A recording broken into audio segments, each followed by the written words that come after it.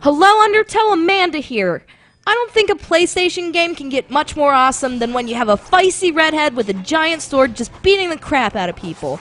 And in Heavenly Sword, you can catch that in full effect. Now, Heavenly Sword, from what I recall, is one of the first PlayStation 3 titles that appealed to me when I purchased my console in 2007.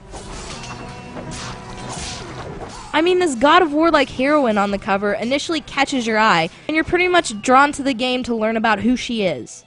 The main character's name is Netoko, and in the opening scene, she's shown dying in what appears to be the present.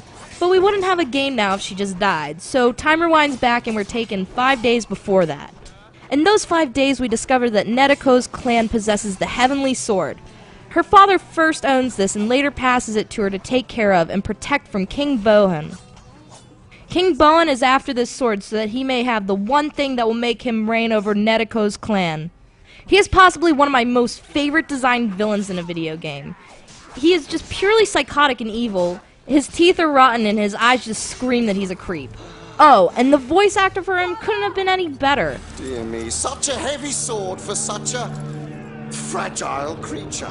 Fun fact, they have Andy Serkis, and he happens to be known best for his motion capture with Gollum in Lord of the Rings. Now the controls in this game are what's up. Before wielding the Heavenly Sword, your regular blades allow you to engage with your square and triangle buttons to fight. As you advance along in the story, you gain more controls in your combat. One feature I really enjoyed was the use of motion sensing with the 6-axis controllers. With this aftertouch control, you can easily guide projectiles, like cannonballs. You move them gently towards the target by moving the controller in the direction desired. You also could use this feature later in combat when dodging out of an attack by guiding the controller upwards. This would send you back in slow motion and you'd continue attacking. Once you're able to master the Heavenly Sword though, your attacks become much more fun. Such as you can now involve your L1 and R1 triggers as they allow you to attack with different blades in different stances. In range stance you can hold L1 and quickly swing your blades in the air with your triangle and square. Whereas if you have your power stance with your R1, you can do heavy blows to your enemies now.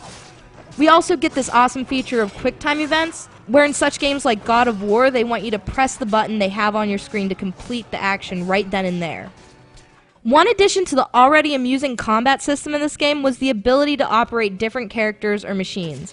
You're able to play as Kai, who is a member of their clan, and with her you'll have the chance to snipe with her crossbow. At first figuring out's a little but you get the hang of how her bow shoots once you got it down packed.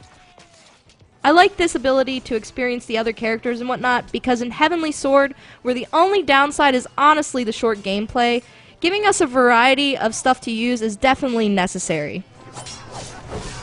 As far as the look in this game, well, it's just extravagant. This being a PlayStation 3 game released in 2007 could still pass for looking good with the advances the games are using now.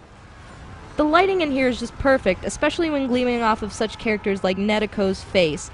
You really get a heavenly feel to this game. Also, it really brings out the emotions at certain points, like how disgusting King Bohan's son Roach looks. Now, Heavenly Sword can easily be beat in about 6 to 8 hours, maybe even quicker depending on how fast the player is. That I feel is the only downside, because honestly, with the combat style and graphics, they make it a real blast and a great time. Netoko is a strong leading character and has many strong lines in her dialogue that will keep any player interested in the storyline as it gets deeper. If you haven't tried this game yet, you need to get on that ASAP.